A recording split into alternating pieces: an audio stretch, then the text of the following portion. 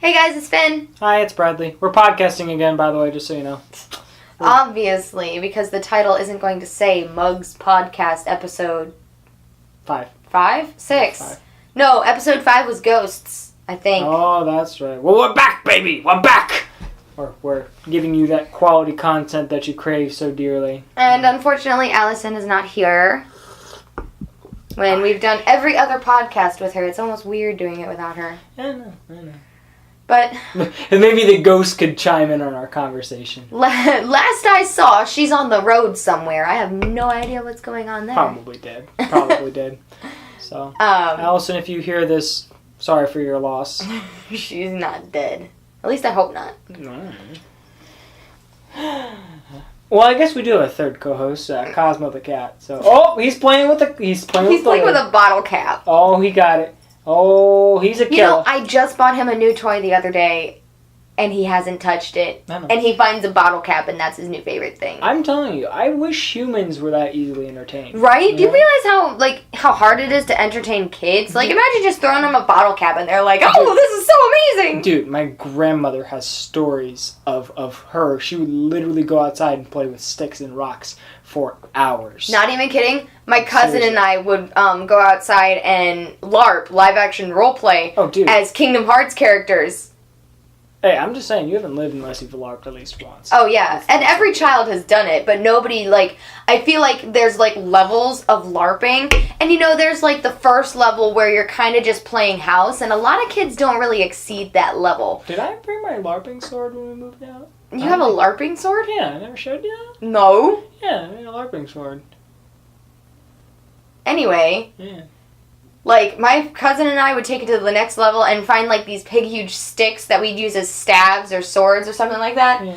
My dad eventually decided to get us, those plastic lightsabers that you flick your wrist and they extend out and everything. That's very strange to hear that your father got you those things. Yeah, he got us those strictly because we kept using sticks and, we'd lose the good sticks that, we'd use as swords. We wouldn't lose the lightsabers. And... Again, that's still very strange to hear that your father did that. That was before a lot of stuff. Anyway! That's true. Okay. Let's not get into that story, because none of them know that, and I don't need them knowing that yet. Backstory! Yet. You guys will learn it if you want to, but I'm not going to shove it at you guys. It's just going to seem like a cry for help if I just... Or not a cry for help, a cry for attention. That was what I was trying to say. You mean every popular YouTuber ever? I'm not like every other YouTuber. There you go. At least I hope not. Yeah. See, we have standards on this channel, people. Standards. Get some. Anyway, so we were going to talk about... Oh, I almost spilled the tea. No, boy. We were going to talk about... It's probably going to be somewhere in that title. Detroit. Become Human. Yes. We got this game a week ago? I think it's a week ago as of 2 days ago. I was going to say, it's been about a week, I think. It's probably been a week and 2 days or something along those lines. And we finally completed it as of 2 days ago. We finished it Thursday night, which is... No, that's almost 4 days ago. So, yeah. So, we've had time to sit down and, comprehend... Or I have. I can't speak for Bradley. I've had time... I have the hiccups. I've had time to sit down and think about the choices I've made and how horrible of a person I've become, and... Well, I mean, without context or anything, so we played it a very special way. I've seen other people play it this way, and I thought it was very interesting how they did it. So there are three characters in the game. Oh, hang on. Spoiler alert. Oh, yeah. If you guys have not played Detroit Become Human or expect to play every possible ending in Detroit Become Human, click away. Yeah. You are not going to want to hear all this because we are going to go in in-depth description of our playthroughs. Yeah, it's a very good game. Would highly recommend it. With or without a friend. It just depends how you want to play it, but... It definitely, in my opinion, made it more interesting to play with somebody. Yeah, It made some of the choices out of your control. Yeah. Oh, yeah, we'll get into that. That was the fun part. But you guys have been warned. take your time, like pause the video and click away. I don't want to spoil Detroit for anybody. Yeah. So you've been warned. Anyway, go ahead and say you were talking about how we played it and everything. So how we played it was there's 3 characters. There's Connor, who's a detective. They're all androids. They're all androids. You don't play as a human in the game. They're all androids. You interact with humans as androids. Yeah. There's Connor, who is a prototype android working with the police department as a detective. Trying to solve deviant cases. And deviants in this game are androids that have gone off their programming and started developing human-like tendencies. Yeah, human-like tendencies. You know, a lot of them can feel, and a lot of them will you know, be scared or happy, you know, whatever it is. And then you play as Kara, who is a... She starts off as like the... I don't want to say... Scullowing maid? Yeah, I don't want to say of this house? I don't want to say she's a... She's like a handy. Yeah, a handy. A nanny. She was basically a nanny. She was bought by this man to come and cook dinner, clean the house, and quote unquote take care of the little brat. Yes. His words, not ours. Yeah, his words. He was a single... He's a great dad. You would love him. Parent of the Year award right there, guys. Yeah. The story with Kara starts out with him because he is a very neglectful and abusive father, which is what caused her to become deviancy. Yeah. As you go through very early on, she becomes deviant in a situation we'll probably explain later that happens. And then you have Marcus, who is a caretaker of an elderly artist. Yeah, he's an artist. And as the game progresses, he kind of becomes like a revolutionary figure for android rights, which I have to say I am very impressed of how this game did it, because most of the time when you play a choice adventure game, either the choices are very minimal or they're or it's very good or bad. Oh, it's incredible. Yeah. Like, if you guys haven't played this game and you guys are here listening to this, like, let me put it into perspective for you.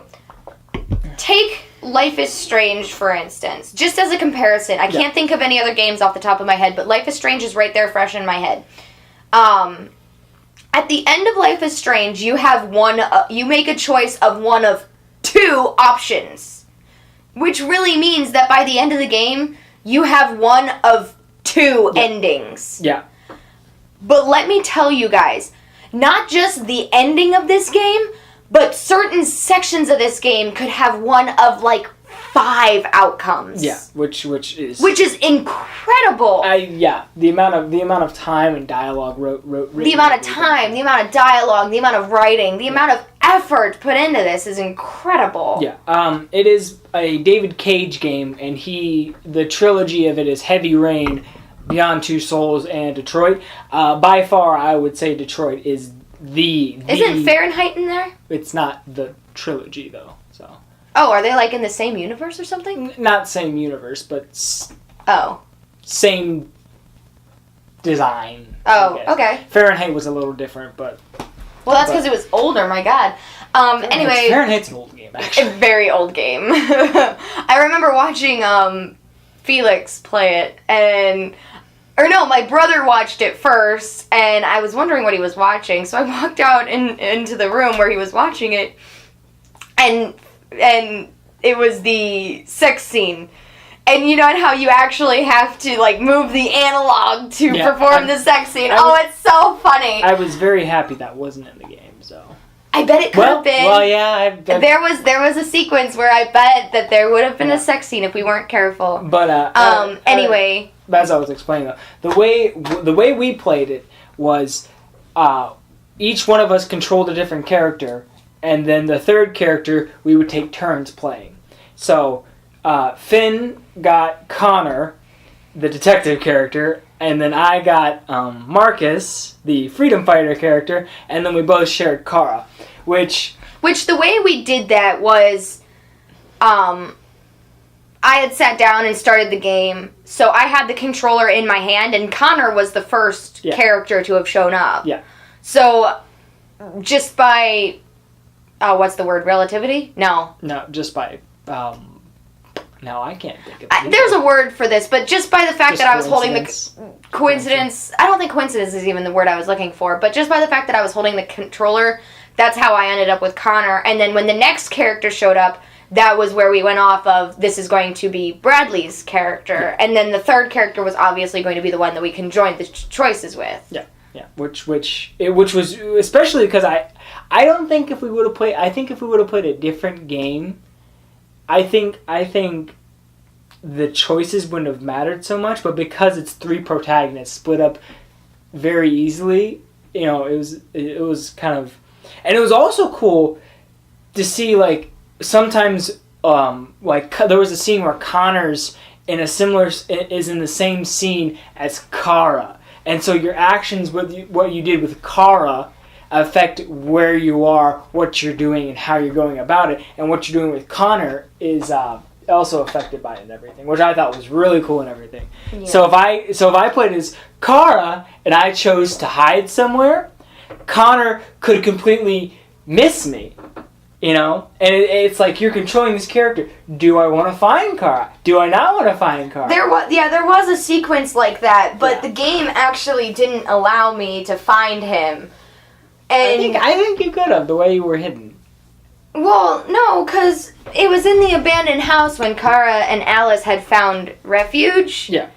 And Connor was investigating deviants and everything, so he had hunted Kara down. And so... Why were they... No, that's right. Okay, that's right. Yeah, because of your actions earlier. So, Yeah, that's right. That's why they were investigating.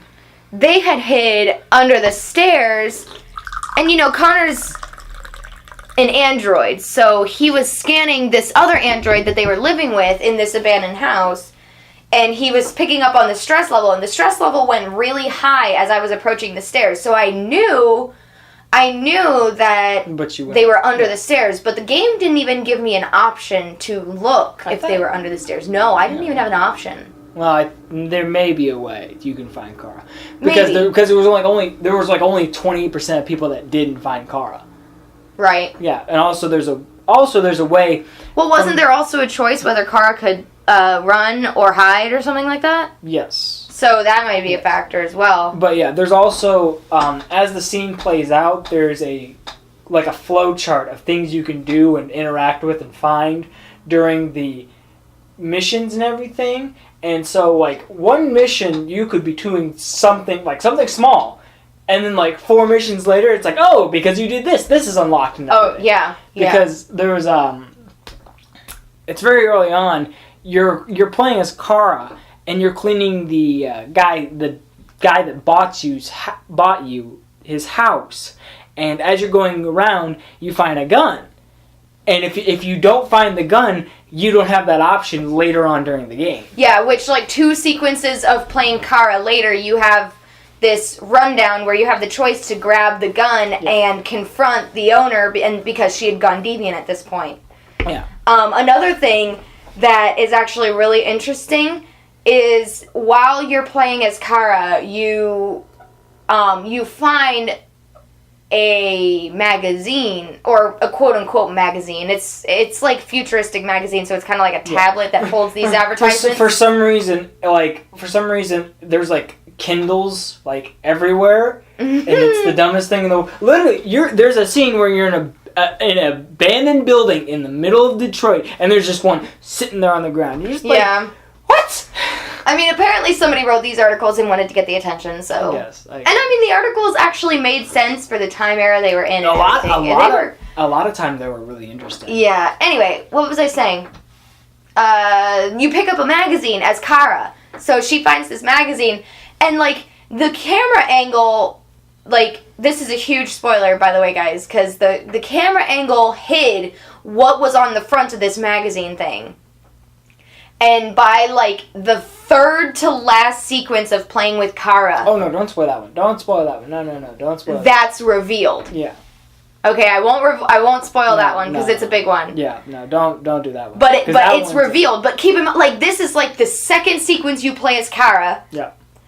And then the third to last sequence you play as her, it comes into play. Like, how crazy. The one thing I thought was really interesting. So there's a scene when you're playing as Kara and you're trying to hide from the police because they're trying to hunt down all the deviant robots and everything.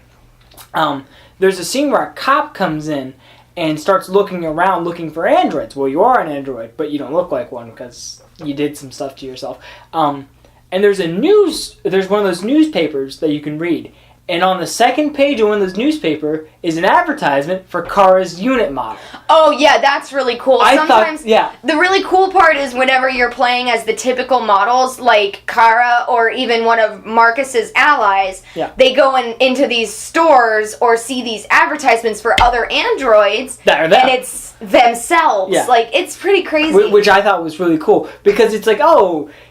It's a newspaper. He's not going to look at that, but he looks at that, and it's like, oh. The funny thing is I think that was the creators and the game just trying to remind you that these guys aren't just singular entities. Yeah. These guys are manufactured, built things. Yeah, they're mass-produced ordnance, really, and they're just and which I think that game does a very good job of making it feel like a world that's alive. Oh yeah, that's the thing I thought was amazing. Is that it was so easy to make a world that could just feel like, okay, here are the main players, and that's it. But no, it does a very good job when you walk into a building or anything. It's like, okay, people are shopping here.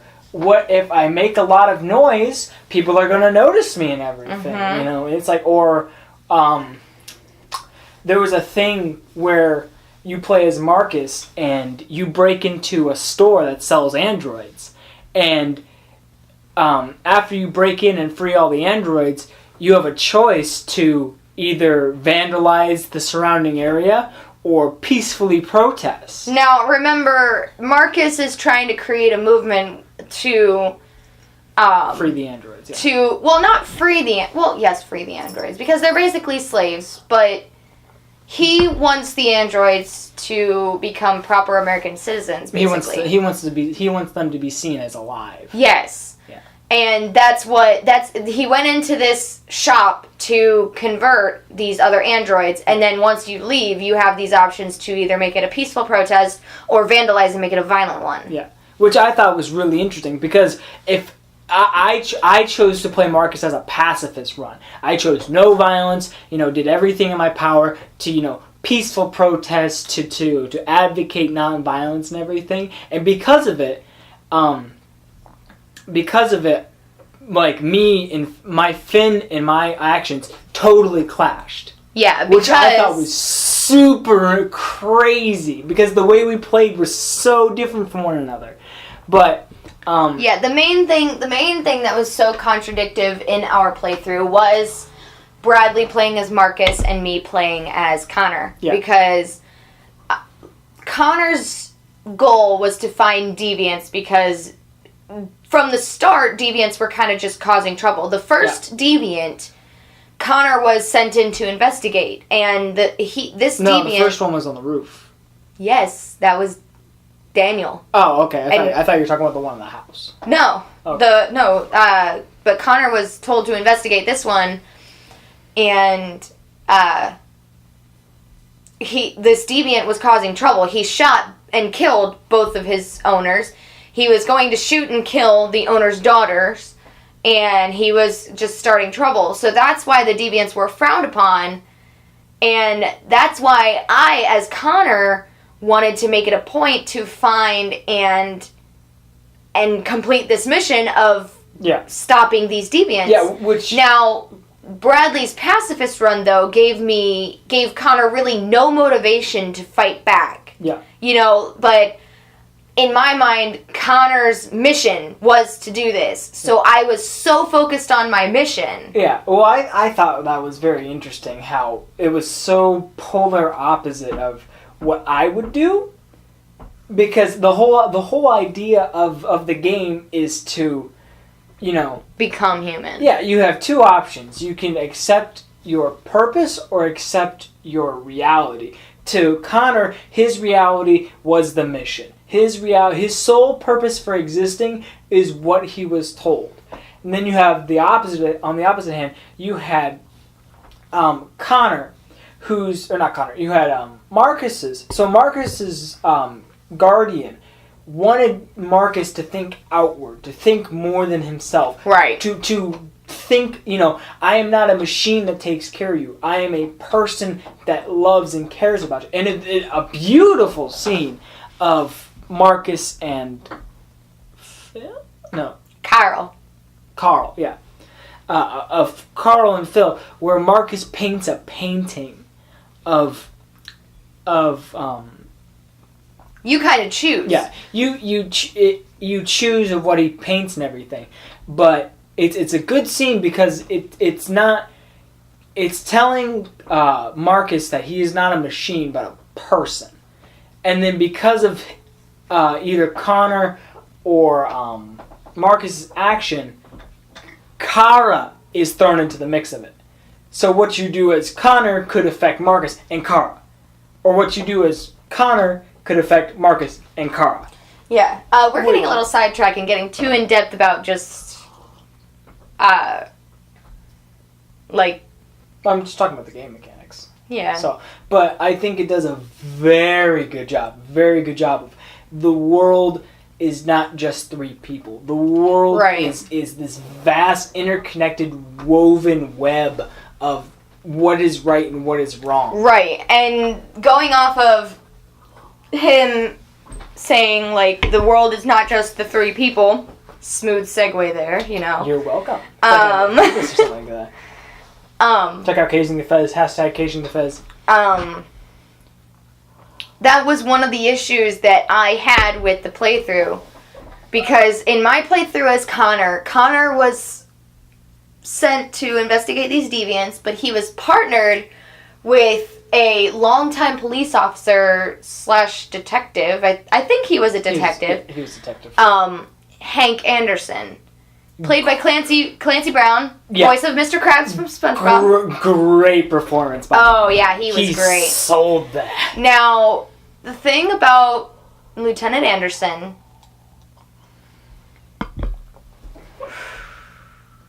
Heavy spoiler, by the way. Heavy spoiler. As you go through the game, you start to discover stuff about Hank, and that was Connor's become human part. If you made an effort toward Hank to make him a better person, because he's struggling. He's like a normal person. He has his hurts and everything, and he's just trying to cope with them. But if you were playing Connor's become human story, I'm sure Connor would become human, and they'd become best friends, and Hank would still be alive. Yeah. That was my ending. Since I was so focused on the mission, come the end of the game, you were actually given a decision as Connor to remain machine, but I never unlocked the Go Deviant path. Which I thought was amazing. I completely screwed everything about becoming human that I didn't even have the option at the end. Yeah. Come the end, I was still just a machine after choices that I personally made. Hence why I'm such a horrible person. I'm just a bloody machine, I guess. Oh boy. And in the end, since Hank was hurting and I didn't listen to his cries for help that were directly in front of me, he's gone. And I blame myself entirely over a stupid game. But she cried for a solid 50. Oh my god, I can't. Solid 50. I'm fighting tears just thinking about Hank right now. Because, Hank was a good guy. Yeah. And he had an awesome dog named Sumo. That's true. Good doggy. Good dog. Sumo, get him. Good doggy. Well, I mean... Hank was a good guy, and I think... And partway through the playthrough, I decided to start changing my path. because I felt bad for Hank. Yeah. And it wasn't just about the mission anymore. Like, I knew I had enough information about deviants that I could have probably gotten really far with the information that I've already had. I didn't really need any more. So I started to just change my path, and I was still too late. Even though I wanted to change my path, I was too late, and I still lost Hank. Yeah. And it's funny because one of the choices I had that would have been that was like to choose whether you go deviant or not is when this sequence where another android is placed in front of Connor and he's told to shoot it or show empathy and not shoot it. Well, the context is one of the head guys of the corporation that made the androids gave you an ultimatum. If you shoot the android and remain a machine, he'll tell you what you need to know to stop the deviants. Oh, yeah, yeah. But if you don't, because Hank's like, hey man, this is not us, this is not what we're supposed to be doing and everything. You know. Yeah, Hank didn't want me to shoot it. Yeah. So, since I was starting to get this soft spot for Hank, I actually had decided not to shoot that android. Mm. But the funny thing is I sat there, and a couple seconds after the scene, I paused it and I looked at Bradley. I was like, if it wasn't for Hank, I would have shot that android and gotten the information I needed. Yeah. Which I thought was very interesting. Like I mean honestly, there are so many endings to this game and everything. If you know, even if this does spoil one ending, I would still highly recommend you pick up and play this game. Oh yeah. Highly recommend it. I would highly suggest not doing what I did and not be a horrible person. I mean, I wouldn't say horrible person, but the decisions are literally reflections of me. But as we talked about this earlier. Well, no, okay, let them hear my side, okay? Because from where I stand, I see that I made these decisions that that's actually ignored Hank's cries for help, that focused on the mission. And like, oh man, what was it I was gonna say? But they were all my decisions. Mm-hmm. So come the end, Hank's blood is on my hands. And then, on top of this, Hank is dead, and Connor gets replaced. Oh yeah. So in the end, you get this quote unquote mission successful thing, and then he just gets replaced by a newer, better, stronger model. He was way hotter, by the way. No, Connor's a cutie. Connor's a cutie, no. But no, that was, not even kidding, I was crying over the fact that Hank was done, and then I finally saw that mission successful, and I kind of got a little heart-warmed, and then I was like, nope, he's replaced, and I'm just like, yeah. Long story short, I think we got one of the worst possible endings. 18%. Yeah. 18% of people got my ending as Connor. Yeah. I think it was like 20-some% of people got Marcus's. I got like 23%, I think. Yeah. And then Kara's ending, I think it was a higher one. I think it was 41. I thought it was over 50. No, I think it was like 41. Anyway. Yeah. But of course, like, the game's been out for a little while. I'm sure people who have nothing better to do with their time have played it quite a few times now, and that's probably adding to the statistics. Yeah. But no, like, from my biggest thing is that, like, in my point of view, these are my decisions, and Hank's blood is on my hand, and it has torn me up. Like, I am literally a mess. I told Bradley when I was done, it's like my chest physically hurts. I think my heart actually broke. Yeah. I knew as soon as you walked out that door, too. I was like, oh, boy. Oh, I didn't see it coming. Oh, like, I did. Like, I was just sad that Hank was so sad, and then I was sad that Connor was just walking away, and I was just like, I wish I have another decision. Then I heard the gunshot, and I literally froze. I mean, Bradley can vouch for me, because I sat there just frozen, and then I just buried my face and cried. I can't even with...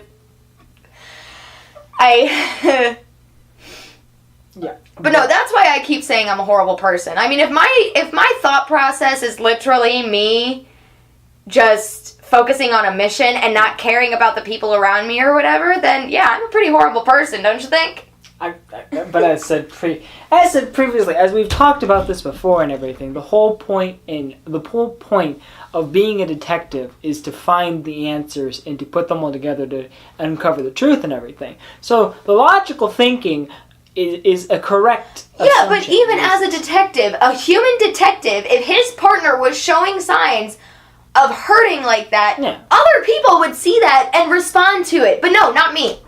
I was completely oblivious up to it because my priority was the mission. But also in real life, there would be more than just one person. What do you mean? There would be more than one person likely to intervene. True. But as said previously, I mean, well, I think the thing that was done very well was Hank's setup to the story was a very, very well put scene. I mean, he kind of starts off as a character that you're supposed to hate. Well, not even that. He comes off as a character as you know, he's been a cop for 30 years. You know, everyone's 35% unemployment. Just saying. Oh man, yeah, that's terrifying. Because this game takes place 20 years. It's 2035, isn't it? 2038. 2038. Yeah. So 18, 28, 38. Yeah, 20 years later. Yeah. But you know, androids are replacing, you know, everybody, everything's, you know, androids, you know, run construction, you know, yeah, copy. the unemployment rate is so high because of androids. Well, the thing about it, 35%, and there's an article you can read where it's like, the Earth crosses the 10 billion mark. That's like literally hundreds of millions of people out of work, you know? Yeah. Like it's crazy. Yeah, that's scary to think about because the thing that, a little side note, this is kind of sidetracking from what we were typically talking about because the scary thing to think about the fact that there's 35% unemployment in 2038 because of androids, if you really think about it, we're not far from that. Think about it. There's these self-checkouts at grocery stores. There's the self-serve at gas stations. I know, like, there hasn't been service at gas stations for a long while now, but there used to be. Yeah. That used to be a job right there. Yeah. But it was taken by technology. And now, like, even McDonald's is starting these, like, you walk in and you just place your order on a POS yourself rather than stepping up to somebody to take your order. They will not have to pay somebody to stand there and wait to take your order. Yeah. The only people they need to pay are the people in the back making the food. And who's to say how long that's supposed to be there? Exactly. Yeah. So, like, it's crazy to think, like, 35% by 2038, that seems a bit high in my opinion. Yeah. But we're on the track. That's scary. But reasonable. Anyway, back to Detroit. We were talking about that. There was something else I wanted to say about Connor's story. What was I just saying? Oh, you were saying about Hank's story arc.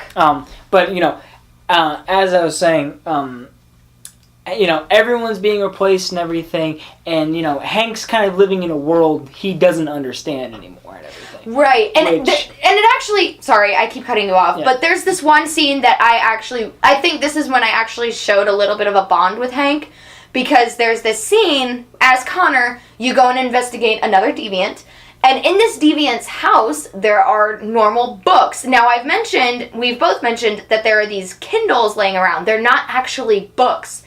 But in this house, they were like paper books, and like I'm looking around and just like investigating everything, you know, focused on my mission because I'm just so freaking paranoid, so freaking focused. Yes.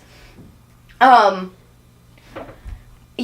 hear Hank behind me, and he says, books. I didn't think anybody had those anymore. Yeah, anyone else had those. And you hear him. He goes, no one can smell paper on a tablet. I'm like, oh my God, Hank, I feel you. The smell of paper, the yellowing of the pages. Yeah, I feel him on that. That's the only reason I have books, because I like the smell of old books and all that. But Hank, you know, he's kind of living in a world he doesn't understand. He lives alone and everything, and his purpose is being taken away. And as the game goes on, our playthrough at least, you see that more and more and more and more, how much machines have replaced it and everything. Right. And so I thought it was very interesting how Connor's logical thinking was so polar opposite of what you needed in that instant and everything. Yeah. Because, you know, Connor walks into a crime scene, which I thought was really interesting, is he can see elements that, you know, a person can't see. But at the same time, Hank can see elements that Connor can't see. You know? See, now or even Marcus can see. Marcus, because he's deviant, can see those nuances of you know, being scared. Yeah. Of being, you know, there's a scene where Hank's hanging off the edge of a roof and Connor's chasing after a deviant. And you're given a choice. Yeah, you're given a choice. And the choice that we chose, Hank was freaking pissed. Okay, let me tell you, in argument, yes, okay, I'm a horrible person because I was completely focused on the mission. But, okay, listen to me. My mission was to hunt down this deviant, and this deviant was running from me, and I could not shoot him or anything because he was unarmed. Well, you shot other deviants, but long story.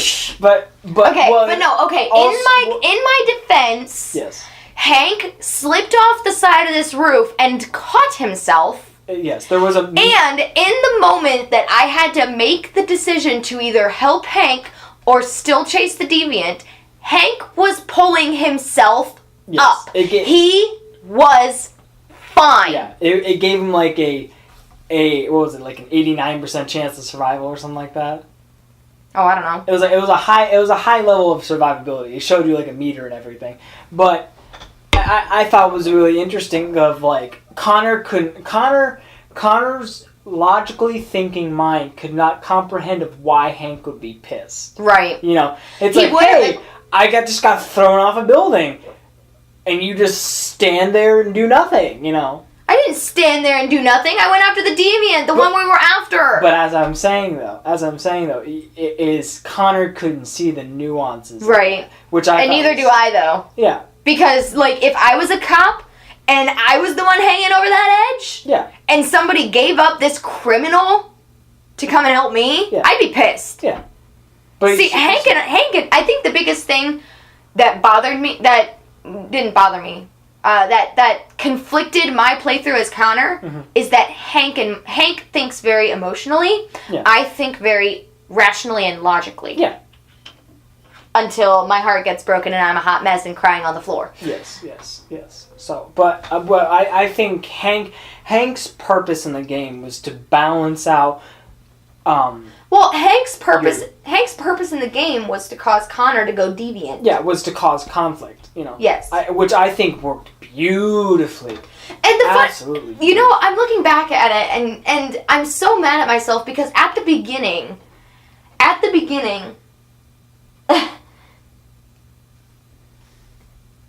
I lost my train of thought. I'm so sorry. At the beginning, I was playing as Connor, and it was in the very first sequence, the demo of the game when he's going after Daniel on the roof. When you have the opportunity to pick up the gun, it says that androids are not supposed to hold weapons. So you have a choice, take the weapon or not. So, oh yeah. And remember, I said the title of the game is To Become Human. You did. And I took the gun thinking I was on the right track. That's a bit of irony there. And then I screwed it all up. That's actually kind of ironic. Now I really hate myself. Like I can't even follow the title of the game, man. Oh boy. I told Bradley already, like, he wanted to play through it again and have us switch roles as me as Marcus and him as Connor and see what changes. But I told him I need to put it away for like 2 years because I'm not going to be able to see Hank without breaking into tears again. He does have a nice face. He was such a sweetheart too, and he was so broken and I didn't fix him. I know. Best part of the podcast, Cosmo. Best part of the Cosmo. Yeah, now that we kind of go over Connor and everything, want to talk over Marcus or Kara? I feel like there's more to go over Marcus now. I think we should go over Marcus because that was our individual choices rather than combination. Yeah. Well, then in that case, the way Marcus is kind of played out and everything is as I said previously, he's kind of turned into like a civil rights activist for androids and everything. Basically, think of him as the Martin Luther King of androids. Yeah. Well, actually, the way you can play it is either like Martin Luther King or Malcolm X. And the way Malcolm X kind of wanted to go about it was kind of like, hey, race war, kill everybody. And then Martin Luther King was more of a peaceful protester. Yeah. He did speeches and held signs, and he didn't... Yeah. So, very, very fascinating part of history. Won't go into it, though, because someone will fall asleep. Like, the funny thing is that people say, like, we're taught history so history doesn't repeat itself. Mm-hmm. And what was that? That was somebody who didn't understand history, and... it began to repeat itself because it was basically the Martin Luther King era repeating itself again. Yeah, which I mean is not a bad thing because Martin Luther King's era was just revolutionary. So. Well, I think though the thing about it though is because of this is the reason why I think playing with another person was so much more interesting than just playing by myself is because Connor's actions affected Marcus's too. Right, because... Like not even like a little thing. This was like huge. Now, keep in mind that Connor is leading an investigation against deviants. Yeah. Marcus is leading the deviant race. Revolution. Yeah, I don't know why I said race. But he's leading the deviant revolution. Yeah. So they are literally two sides of the coin. Yeah. Like... you can't have one without the other. Which I thought was awesome because it was literally like, it's either like, oh, you really helped me out, or you really screwed me over. Oh yeah, come the end of the game, I told Bradley, I was like, we picked the best characters to play individually. It was a beautiful thing to watch. It was great. I really wish we would have recorded it. But, as I was previously saying, Marcus's character, the way it starts out is with a confrontation with Carl's son, Leo. And the way it happened in our game is Marcus is killed and thrown in a dumpster. Or not dump. Yeah, dump. Well, Marcus was killed because in the conflict between Carl's son, Leo, and Marcus, Carl had a heart attack because he was so old he couldn't handle the pressure of it. And he died. That was the heart. And so these cops were called already prior because of some other reason. And... Marcus was at the scene, and Leo's first instinct was blame the android. So the android, since it was believed to have become deviant, which at this point, Marcus had become deviant. Yes, which when you become deviant, there's a really cool scene that happens. Ooh, I love it when they go deviant. It's a really cool sequence that you get to play through. Yeah. Kara's, I really liked Kara's. I didn't care for Marcus's, but Kara's was we didn't get to see Connor's. No, we didn't. Ooh. Yeah. So anyway, but since Marcus was already deviant and he was blamed for the death, he was going to be disposed of, and that's how he wound up in the... Which I have to say, that was a really creepy scene. Oh, I loved the scene in the dumpster. You literally put yourself back together. Or it's not a dumpster, it's a junkyard. Like, yeah, well... it's full of just corpses of androids. You literally are swimming through piles and piles of dead androids. And you see some of them get, like, bulldozed over a hill and everything. Yeah. Oh, it's pretty neat. And there's, like, a bunch... And there's some that are still alive, and they're... Oh, there's a scene where you have to replace your, it's like your heart. It's a regulator pump, I think is what it's called, but it's basically their heart. It pumps their quote-unquote blue blood, or whatever. I can't remember what chemical it was, but, I don't remember what it was, but it starts with a T. But there's a scene where there's literally an android. You can rip out her chest and repair yourself, and if you do, it literally is screaming out in agony as you do. You didn't make that decision, though. No, I didn't. Did you look it up, then? Ooh. But literally, I'm like, it's so, It's bone chilling, isn't it? It makes you feel weird. But, after a while, Marcus finds a group of, other androids who have also escaped in a place called Jericho.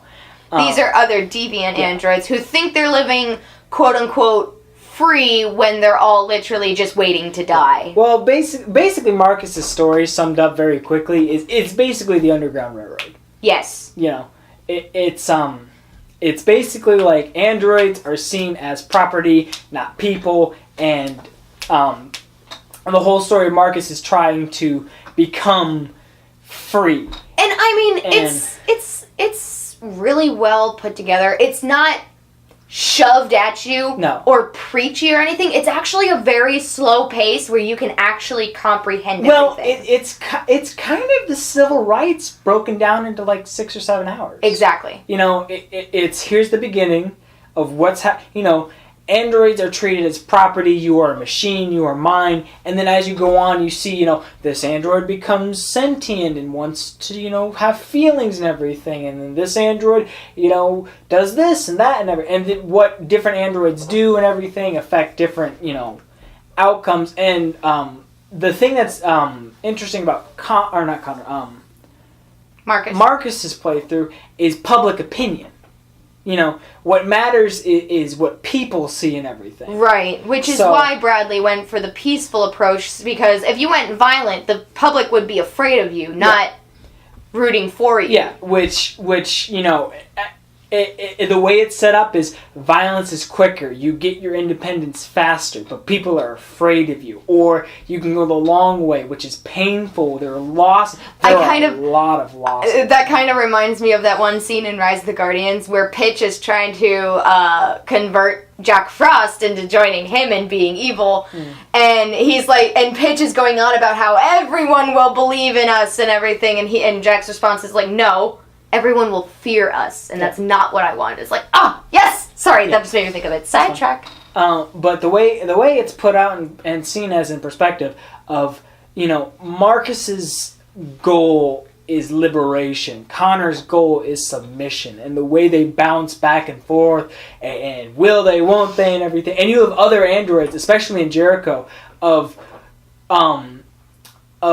there's one that is like, we'll beat them up, we'll kill them, you know, we're stronger than them, we're better than them. And there's one that's like, hey man, this ain't right, this isn't what we're supposed to do. And then there's one in the middle where it's kind of like, I mean, I don't really care what happens, I just want to be free. So, can I just say something real quick about Marcus's story? For you guys who are going to play this game, if you guys have the option, if you guys want to go through with the option of a peaceful protest, do it. And just, there's this scene that I'm just going to call The March. Oh yeah, that was great. Oh, that was great. It's incredible. Well, and I know I'm really overusing the word incredible, but like, I mean, this scene had me moved, had Bradley moved. It was phenomenal. The thing about it, what I thought would be really interesting though, what if you do the march and people fear you? Or are scared of you? You can end the march, and we're going to spoil it for them, by the way, if we're not careful. But that's the thing about it. At the end of the march, you could still make people fear you, yes. But you have to start out peacefully to get the option to march, I think. Which, again, this game is designed very well around that and everything. But the way Marcus's story, I got a very bad ending. Yeah, tell them about your ending. So I made a deal with the FBI and I got shot in the face.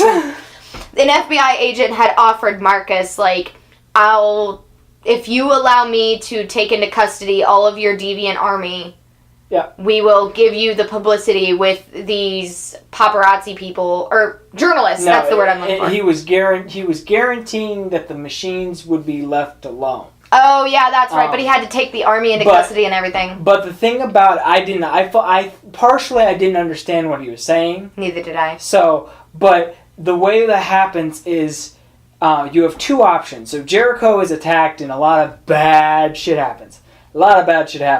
And so all the remaining androids are captured and thrown in internment camps to be destroyed. Right. Basically Holocaust, but with androids instead of Jewish. Yeah.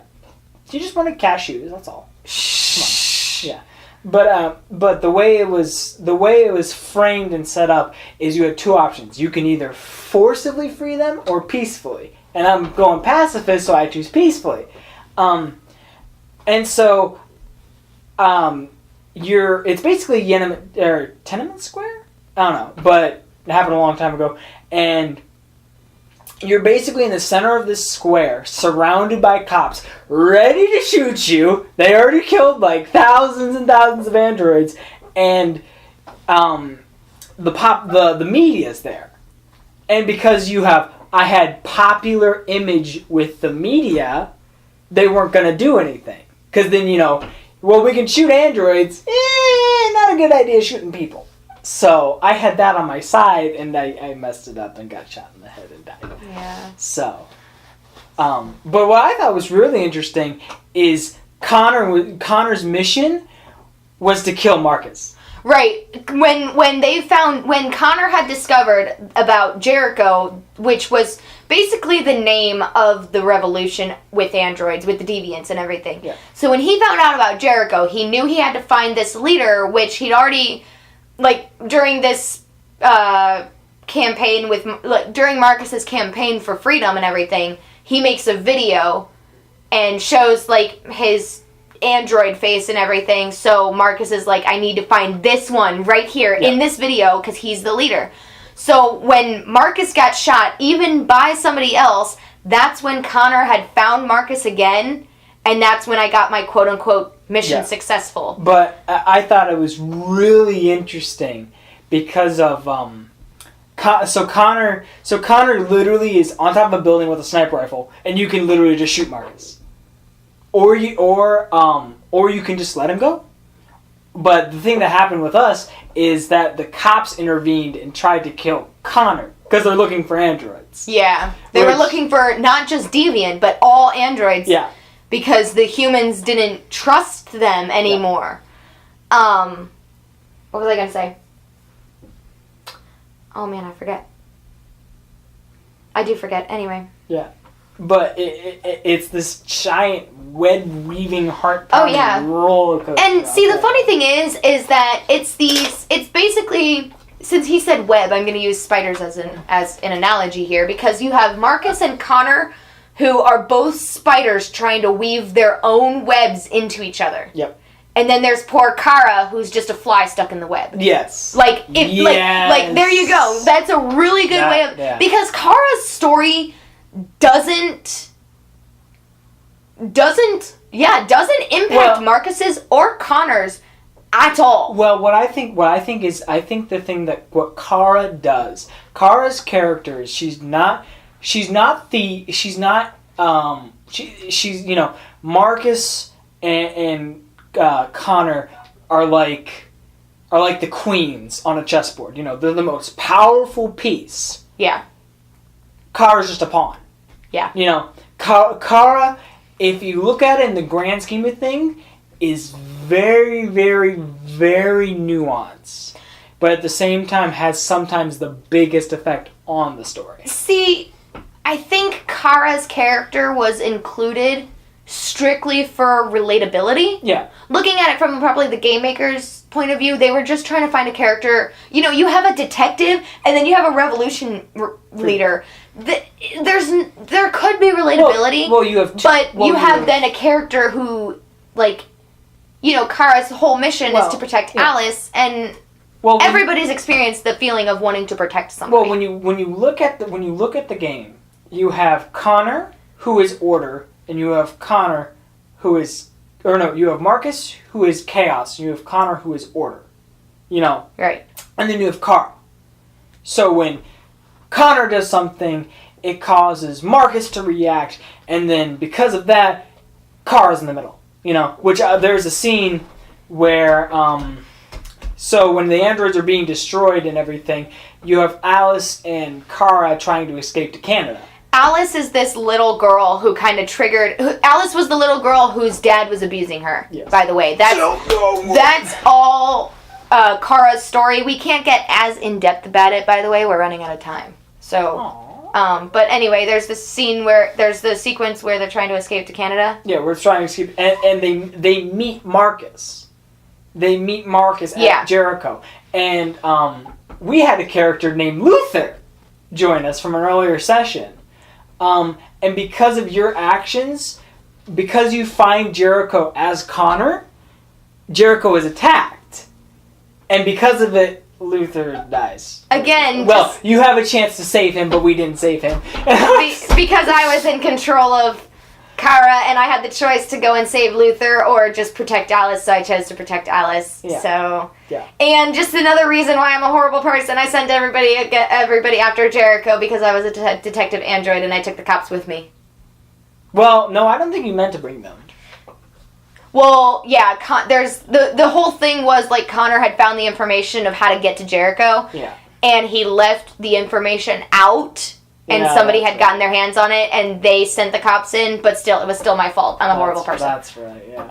But, Okay, so, go ahead. But, Kara's character and story is kind of based around what you do as Connor and Marcus. She is, as I said previously, the city feels alive. Like she is the part of the city that this person lives in the city and does these things and everything. You know, Connor's a detective who works for all these human police officers. Yeah. So Connor gets to see the human side of everything, while Marcus is seeing the android side of everything. When Kara is going from place to place and running into androids running into humans and seeing both sides. That is a good point. Because like there's a sequence where you go to a convenience store. The convenience store is run by a person rather than an android. Yeah. And then there was another place that she went that you ran into an abandoned android and then you meet Rose and her son who are human and well, the other thing I think is interesting, you meet good and bad humans, and good and bad robots. Right. You know, it's so blurred. It kind of reminds me of how Avatar: The Last Airbender was set up. If you guys have watched this series, there's this one... It's episode 1 of book 2, The Avatar State. And it's about this earthbending king. No, he wasn't a king. He was just an earthbending general. Oh, yeah. And he is forcibly trying to initiate the Avatar State in Aang. He pushes Aang to a point of nearly killing Katara to trigger the Avatar State.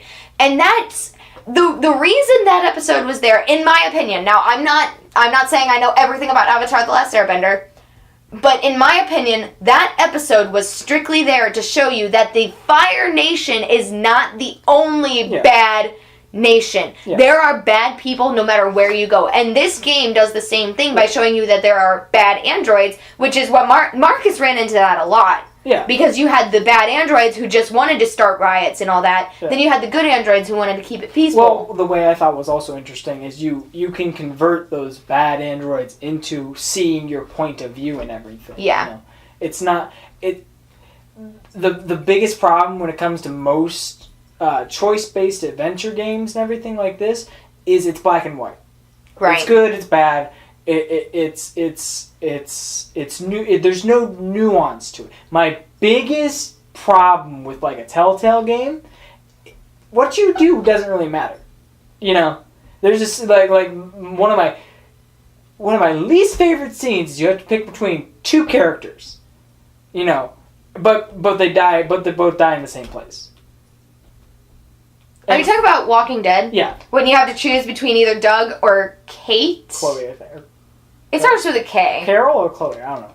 I don't know, but when you have to choose between one or the other, and you choose one, but then by the end of the next episode, that person's dead. So yeah. Well, and then there's like I know what you mean about choices not mattering, because that's my biggest issue with Life is Strange. Yeah. Now, the eternal linchpin. I love Life is Strange. Yes. Love the characters. Hate the dialogue, to be honest, but I love the characters. I love the art style. I love the story, but it shouldn't have been choice-based. It should have just been kind of like an adventure game in a way. Yeah. Because you can make this choice of, like, you know, stay hidden while Chloe gets abused by her stepdad, or jump out and, you know, defend her. But then, come the end of the game, you're rewinding to even before that moment. Yep. That moment will not happen now. Like, your choices don't matter. And anybody can fight me on that. Your choices in Life is Strange don't matter. Yeah. Anybody can fight me on that. Look up the eternal linchpin theory. Yeah, but, okay. So, this game, though, is not like that. Because, like I said, the final section of the game, there were 5 different endings in the flowchart for every character. The flowchart had literally there were 5 scenes going on there were like 5 scenes going on. We were literally passing the controller back and forth, which is also really cool when you have like a QTE come up and everything. Yeah. There was literally a scene where Marcus and Connor were in the same room, and so you'd have Marcus do something, hand it to me. The you'd funniest have Connor do something, hand it to her. The funniest thing, I was like ready to hand off the controller a couple times, but then it was like, nope, you're still Connor. I was like, oh, okay. Yeah. And then randomly we throw Kara in the mix, like, ah! Whose turn is it for Kara again? Yeah. Didn't you just play this part? But it was really, really, really fun. Yeah, really but no, come just the ending. The flowchart had probably 5 different endings for every single character. Yeah, you probably you had 5 scenes going on at once, and each one had about 5 to 7 different variants and endings. Yeah. So you probably had at least 25 to 35 different endings different events that could happen, and all those could spiderweb off into something else. That's not even including like the different endings. Or quote-unquote endings. I don't know what to call them because they're in the middle of the game. Yeah. They're at the end of the sections of the characters. So, like, you play as Kara for this whole section, and you have, like, you've gotten one of, like, 5 different endings for this section. Yeah. And that impacts your ending at the end. And it can even end... the thing about it, what I thought was really cool, is that one section, it doesn't have to affect the end of the game. It literally could affect 3 chapters, 1 chapter... the next scene, yeah, but it at least always has an effect. Yeah, no, which I thought was awesome. So, who wrote it? Did David Cage write it? I think so, yeah. Or did he just direct it? I think he wrote it. Either way, David Cage, if I ever have a chance to meet you, I just want to shake your hand. Yeah. You are an incredible human being. Well, I think my biggest thing about I feel like if you ever want to play a David Cage game, this is the strongest one out of all of them. It's a rough start, though. I feel like if you want to play a David Cage game, and... I feel like if you want to play a David Cage game, you start with Beyond Two Souls. I was going to say that because this one is very heavy, and sometimes the heavy things, if you take it on too quickly, it can stray you away from it. Yeah. So yeah, like Heavy Rain has a really heavy message as well. So Heavy Rain. There's a reason why it's called heavy. Yeah, there's a reason called it's Heavy Rain. Beyond Two Souls is heavy as well. Yeah, but it has a lot lighter. It has a lighter base to it. So yes, definitely start with Beyond Two Souls, and then after that you can choose between Heavy Rain or. I mean, honestly, I would say this one's a lot heavier than Heavy Rain even is. Oh, I know it is, but.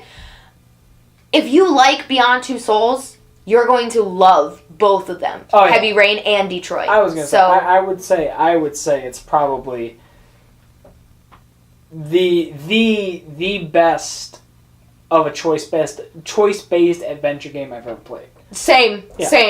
Like this, it was just amazing. Yeah. But okay, I want to finish this with a question. For the both of us, we're going to answer it before we quit. I'll let you guys, as if I can stop you guys from leaving comments, but you guys can mention what your opinion is on this question as well, because I'm curious, would you accept androids as an American citizen? Oh my. Would you? Because I wouldn't. Well, as we talked about previously. I would never be able to trust a machine. Never. Well, the thing about it, though, the whole question of the game is what is a level of sentience to define being human? Well, that's the thing. No machine would ever be able to have that kind of mentality and depth. Yes. So I would never be able to trust a machine. I would never be able to accept a machine. Would I completely enslave something that looks that human? No. I morally would not be able to do that. The biggest thing about it, though, is I think when Connor strips down, or not Connor, when Marcus strips down to his android form, I think that's probably one of the most humanistic elements of the game. Yeah. Is because of 99% of the time, they look just like you and me. Yeah. But the one time you just see the face is I'm not human. It's just reminding you that I'm not human, but I'm not human, but I want to I'm be. asking you to allow me to be human. But the thing is, like, there are rotten people who would abuse the idea of, like, humanistic androids like that. There are rotten people that abuse humans, so. Right. So, for me, no. I would never be able to accept androids if they became that depth, because that they could become as uncontrollable as humans. And they're machines. That's terrifying. Well, the question is, then what's the difference between trusting a human and trusting an android? I don't even trust humans, dude. Well, yeah, that's the question, though. So, I mean, but no, I wouldn't, like, I respect Carl because he treated Marcus very well. Mm-hmm. And I feel like that's how I would treat my android. Like, if it was there to help me, I would use my pleases and my thank yous towards it. Like, hey, could you go and do the dishes for me? I have this to do. And then once they're finished, it's like, oh, thank you. You know, I mean, they're not, like, and then there's, Todd. Todd, yeah. Alice's dad. He was just vile. Like, hey, get me a beer. And then there was, there's also, you find out that he actually had destroyed a model of Kara, and she had to be rebuilt. So, yeah. But no, I'm just curious. Like, would you guys be able to accept? Here's an easier way of asking it. Would you be able to accept? Like, would you be able to accept androids in the sense of Detroit? Like, would you be able to accept them as deviants? Would you be able to accept something that is not human, but shows humanistic qualities? Right. Yeah. Would you be able to accept that? I'm just kind of curious. Because, like, throughout the game, when you go back to the main menu, there's actually parts that you can take surveys. Yes, the surveys. I forgot about the surveys altogether. Yeah. That was a very, very interesting story. Like, one of the questions were, would you trust a machine to perform a surgery? I was like, yeah. Yeah. Humans are unstable, man. That's what I thought was really fun. And then another one, though, was, would you trust a machine to take care of your child? And I think I said yes. Did I say yes? Well, the thing I thought was funny, it was like 74% of people said yes, they would let them do the surgery. But then it was completely the opposite when it came to, would you let them take care of my child? Yeah. That's what I thought was crazy. Yeah. What was another one that was, like, really shocking? Oh, man. Do you believe... The other one was, do you believe in God? Yeah, there was another one that said, do you believe in God? And it said, yes, no, unknown, I think. Yeah. And then there was a survey about the game itself, and one of the questions were, how many moments... resonated with you, and, like, there were there was, like, 8% of people who actually said none of the moments resonated with them. I'm like, they are freaking liars. If you're one of the people that said, no, this game didn't affect me whatsoever, go outside or read a book or something. Seriously. Like, I think I'm a cold-hearted, horrible person, but come on. No, I'm sorry. If you can play that game and not take away at least 10 things that are happening either now in the real world or have affected you in your life, go outside, get out of your dark dungeon, because holy cow, you have not experienced anything. A couple of things that, like, stood out that I find best in movies, games, TV shows is you learn a lesson and it can make you feel something. Oh, yeah. You know, this game brought me to tears. Oh, yeah. Well, I would say this is a prime example. If anybody ever says that video games cannot be art, I would highly recommend showing them this. Yeah, this game is a work of art. Because I don't care if you do this in a book form, a movie form, a TV show form. It wouldn't be as powerful in a book form or anything else. If you do it any other way, either than real life or in a video game, there's the power is gone. Yeah, you could never experience this. You know what would be awesome? Actually, you know what would make... I just thought about this, and I think it's like something so funny, but it would make them so much money, is if they wrote, every possible story in book form and had every single one published and sold. Oh dear God. Could you imagine? Like, there'd be so many books. That's a lot of paper. Yeah. But they'd make more money. Actually, what I would think would be... I want to see the concept art. Oh, yeah. No, we can see that. Oh, yeah. You can buy it. But the thing I think would be really, really interesting would be a VR choice adventure game.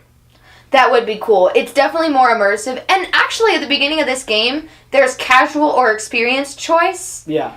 And we chose to do experience because it said more immersive and more of a chance of losing characters. Yes. So Which I thought the possibility of losing a character was very, very, now very, very scary. the funny thing is that Connor's Connor character can't die. Connor, he can die, but he has multiple of his models, and they transfer the memory, because remember, he is an android. Yeah. So they transfer the memory over, but with every transfer, certain files can be lost. Yeah, you lose part of yourself. I only died once. No. Twice. The interrogation, saving Hank, That was it. falling off the roof when you... That wasn't my choice. No, it was either to fight or flee, and you chose to flee. Oh, that's right. Yeah. Okay, so I died 3 times. No, But- there was one more. No, Hank shot me! Yeah. God That dang was it. a great scene. Yeah, That was a great scene. That's another reason why I find myself as a horrible person. I pushed him to shoot him. Oh, yeah. I pushed him to shoot Connor. Oh, yeah. I was that literally was making great... Connor say, like, you're not gonna shoot me, you don't have the balls, and blah, blah, blah, blah, blah. Bang! It's like, oh! And not even kidding, without hesitation, Hank just... Yeah. Well, I think it was one of the best times is the first time Connor dies and comes back. Hank literally just goes, Jesus Christ! Yeah. And just looks at you like he just saw a ghost. I'm like, yeah. so. And, like, the funny thing is that every single time you get killed and come back, it makes Hank more angry. Yeah.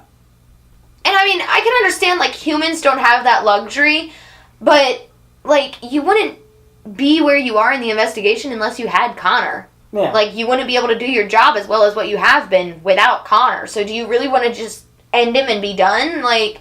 Yeah. Well, I as I said previously, It was crazy. But it was an experience, and I wanted to talk about it. Yeah. And I'm surprised I hadn't cried throughout this whole thing. Came close. I got choked up, I'm but surprised as well. So I'm surprised I haven't cried. But yeah, I didn't get to answer the question though. Oh yeah, would you accept androids as deviants? Believe it or not, this may be my optimistic, like everything is gonna be all right kind of mindset. Oh, you poor naive child. Honestly, I probably trust a deviant over a normal android. Well, hear me out. I'm of the mindset it's because of the splashes of humanity is the reason why we've come so far. Man's prosperity is based on how he feels. I am hungry, so I will find food. I have a family, so I will make more food.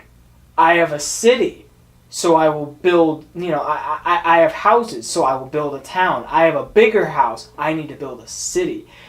Man's prosperity is built off the idea of self-fulfillment, of gratitude, of the little flashes of humanity in order to build. But would you want them to become considered a whole other race, basically? That's the one thing I would change. The What's one that? thing I would change is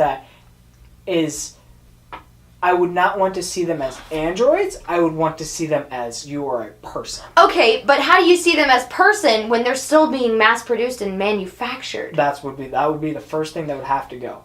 Right. So I the would deviants say- that are there. But when they're finally... Like, they do die after a while. They shut down. Well, what I would say... So then that just ends the species. But what I would say is that only androids can build androids. Only people can make people. You know. But nobody would follow that. That's what I mean, though. That's what I mean. Because they're rotten people. Yeah. And probably even androids.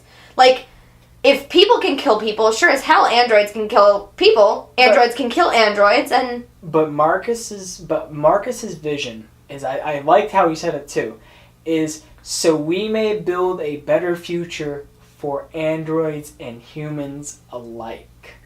Yeah. So, if you look back at the civil rights movement and the Jim Crow laws, especially the Jim Crow laws, is these were laws and people that put barriers in front of progress. You know, that put division ahead of humanity, that put identity over acceptance, which I think is a true travesty because we're doing it now again. Long story there. But because of Marcus's idea of I am alive, therefore I have the right to proclaim my own individuality. I think I know how I wanted to ask this question now. Would you be okay with considering androids as equal? Yes. Yes? Most certainly. No. Most certainly. I would not be able to. With the level of sentience they established... But you yourself said there's no such thing as an artificial intelligence like that. No, not now.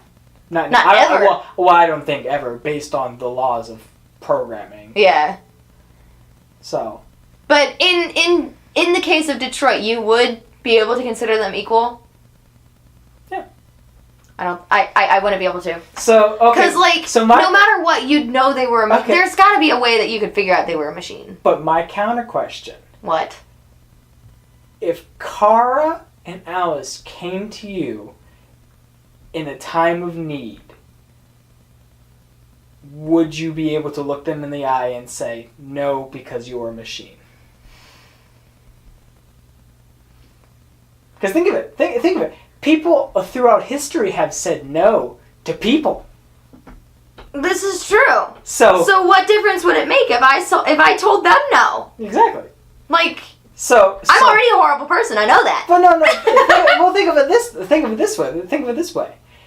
If you establish a base of humanity, if you imagine a set level of this is what it means to be alive, this is what it means to be conscious. That's a better way of even saying it. Not even alive. To be conscious, to be aware, to be interactive. There's a difference between a human being conscious and an animal being conscious. Right. You know, if a machine has gotten to the level of sentient thought that can feel pain and emotion, if they came to you and said, I am scared, I am afraid, I am hurt, what's the difference of a person saying that?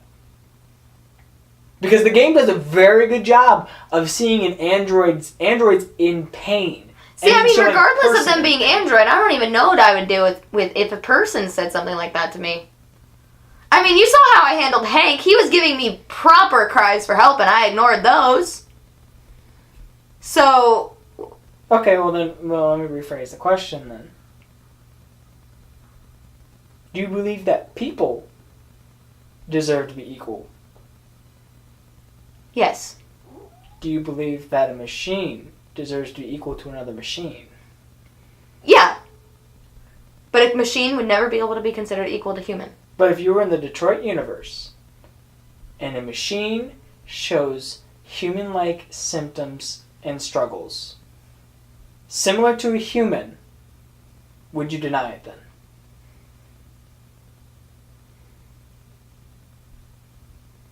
Probably. Based off the principle of... It's a machine. Their needs are very different than a human's. But at the same time, the question of philosophy is based off of you have a base level of humans are equal to humans and machines are equal to machines. What's preventing them from crossing? The needs. Which are? Machines' needs are very different. Machines don't need to eat. Humans do. But what denies them the right to feel pain? I never said they weren't allowed to feel pain. Then why don't they deserve to be equal? Because their needs are different. But why? Because we need to eat and they don't. But that's not a basis of denying them their humanity.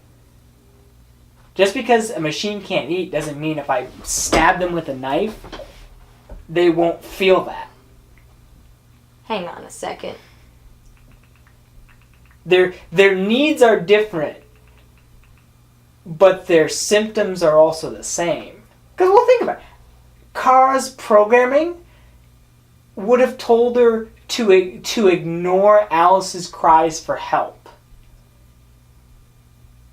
But she chose otherwise because she felt an obligation to defend her. That's one of that.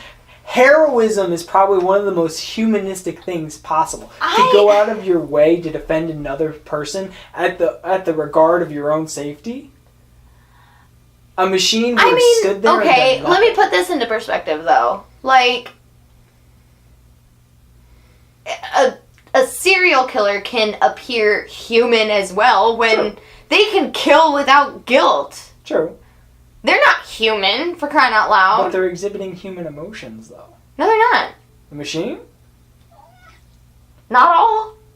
But even still, a serial killer is exerting anger and frustration and harm and want and desire. I don't know. I wouldn't be able to. I mean, if I was oblivious to it, yeah, I'd accept an android the same way I would a human. But if I found out that it was an android, I don't know why. I wouldn't be able to trust it. Okay, well then here. Okay. Because regardless, a machine is set higher than humans. Because they're more intelligent, basically. Like you saw Connor. Like you said it yourself. Androids can see more, can learn more faster, and everything. Like Connor can analyze blood in real time. Like there's no reason to take it back to a lab or anything. Like that sets them higher than people. And maybe it's my pride. So then, because having an android set above me as a human being that has, like, we're literally top of the food chain and everything. Like, we are top species right now. Connor touches on it. Oh, not Connor. Marcus touches on it. There's a statue you can view.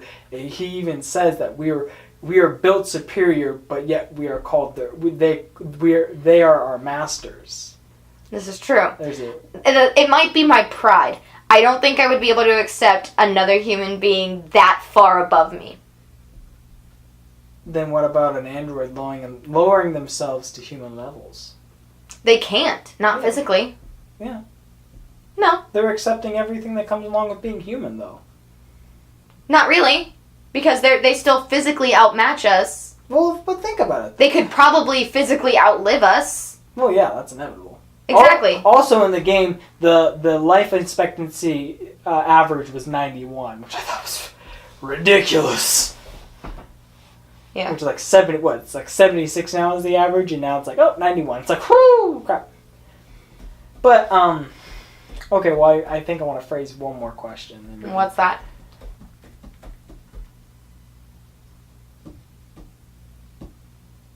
If a android somehow gained human sentience and was begging to be treated equal, could you shoot it? Could I shoot it? Yes. Yeah. You could? Yeah. Straight up? Oh yes. My. Jeez. We are very different people, aren't we? Jeez. I mean, it's not a person. Regardless of what they're feeling now, they weren't built to feel that in the first place. But that's the thing. Marcus's revolution was built on the sum of the ideas of because they are sentient, they deserve freedom. No, they were not created for that. No, they weren't. That'd be like... As I've said before, always equate for veritable change. They were not built for that, but yet they become that. But then, again, when they become that, they're set higher up than humans. No, they were always higher than humans, just under our control. No, they're created higher than humans, under our control. But then when they gain their own sentience, they are even set higher than that bar. So I think the thing about it is you're afraid of having something... I'm afraid and prideful, yes. I would take it down in an instant if it started to show deviance. Ooh, wow. Oh, yeah. Okay. Oh. Okay, my question. Okay. Question. Okay. I told you guys I'm a horrible person. Here's another question. Another scenario. Can you shoot a person? Could I shoot a person? Can you personally shoot a person? No, I probably wouldn't even be able to shoot a deer. Why, though? Because it has a heartbeat. It was brought into this world by the miracle of birth. Not by on some conveyor belt and assembled. But that's machine's birth. No, it's not. It's not a birth. The actual definition of birth. I actually don't know the actual definition. I was going to say, I'm like, man, you get that memorized? Dang! No, but that does not qualify under the definition of birth. I can look up the proper definition of birth if you want, but I know you can believe me. But okay, so you could shoot you can't shoot a person. No. But what's your reasoning for not shooting a person? It's just morally not right. But again, that's what I was raised to learn. You have a machine that is human-like tendencies, looks, acts, and even thinks. It's not the looks. It's the fact that they're human. Like I said, if I didn't know an android was an android, I'd be fine with it. But the moment I'd figure it out, I would be very afraid. I would be very intimidated. You are going to be a scary person in 25 years. Mm-hmm. Oh my. Well, androids, stay safe out there. But I mean, I wouldn't be rotten towards them. Like, you wouldn't be rotten as long as they were under our control. So long as they're not deviant, yes. Oh my. I'm prideful. I like to be in control of things. The moment something I've had control of, I lose control of, I don't really care for when that happens. Okay, bye! I don't have control over you, Jesus Christ! I don't like to be out of control. I like to be in control of my own situations. Without warning, I don't like it.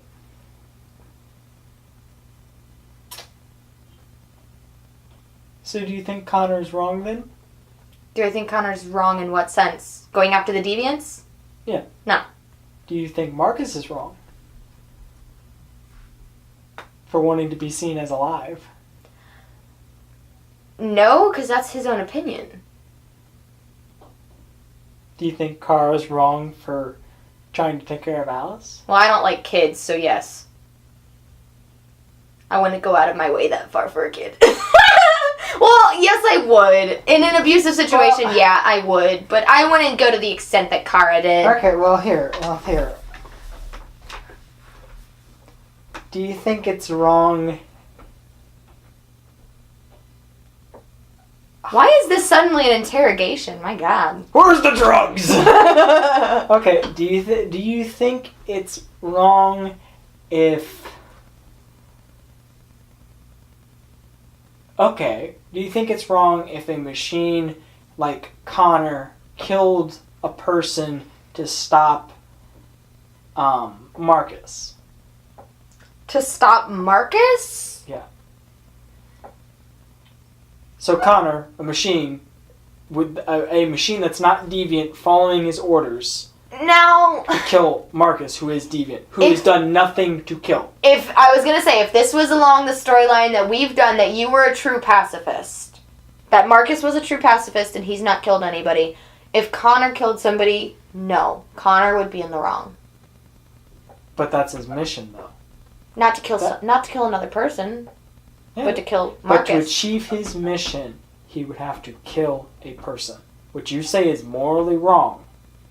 So a machine under our control is having to kill another person to end a deviant that has done nothing wrong. That's what sets androids above us. Connor could definitely avoid the situation of having to kill this person to get to Marcus. But you yourself were put in the exact same situation. You could have fought and killed those men to kill Connor. But you didn't. I didn't, because I'm a person! You know. A horrible person, yes, but I'm still a person! I know. But a machine, under our control, was sent to kill a deviant, but in order to succeed that, had to kill a person. No, it doesn't make it right. But, I mean, I'm sure it happens with cops a lot of the time. Like, if they're in a heated situation, I'm sure quite a few in history cops have killed innocent people trying to get to somebody they're after. Well, apparently you've never watched the news in the past, 6 months, so... I don't watch the news. I know, but, yeah, don't get me started on that. But I'm sure it happens. Does it make it right? No. But from a human standpoint, I understand how it could happen. So, from an android standpoint, there's no reason it should, because they can avoid that situation, because they are set on a higher bar than human beings. So then replace it then. Is it right for a human to kill another human to kill a deviant android? No, like I said, it doesn't make it right, but if a human does it, I understand how it can happen. Humans aren't built perfect, so they're going to make mistakes. Yes, this mistake cost somebody their life. I understand that. That's why I say it doesn't make it right, but from perspective, yes, I understand how it happened. Am I going to utterly blame this person? Yes, they were the one who killed the person. Sure. Am I going to hold it over the person? No, because they're human, they're going to make mistakes. This is a fun conversation, just so you know. We need to see. Yes, I know. I want to say we should stop, but I'm kind of enjoying this. I know. Well, we can probably stop the recording and keep going over this. Yeah. Okay. So, we're going to end this podcast here, and we're going to actually pick up this conversation directly after it. If you guys want to hear more... And I'm going to post the other one next week. Yeah, if you guys want to hear more, go ahead. Next week, I'm going to post another podcast. I'll put a link to it in the description if I remember after I post it. So, or just subscribe so that way you know when it goes up. Hit the bell because subscriptions mean nothing. Yeah, that's true. Alrighty. So, see you guys in the next podcast. Thanks for listening, guys. Bye. Love and kisses.